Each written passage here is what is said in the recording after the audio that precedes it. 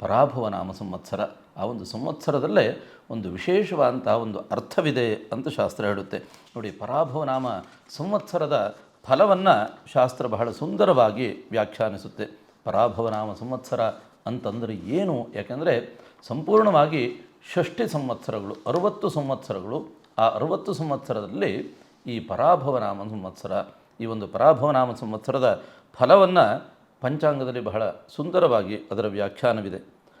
ಪರಾಭವಾಬ್ಧೇ ರಾಜಾನಃ ಪ್ರಾಪ್ನುವಂತೆ ಪರಾಭವಂ ಆಮಯಃ ಕ್ಷುದ್ರಧಾನ್ಯಾನಿ ಪ್ರಭೂತಾನಿ ಸುವೃಷ್ಟಯಃ.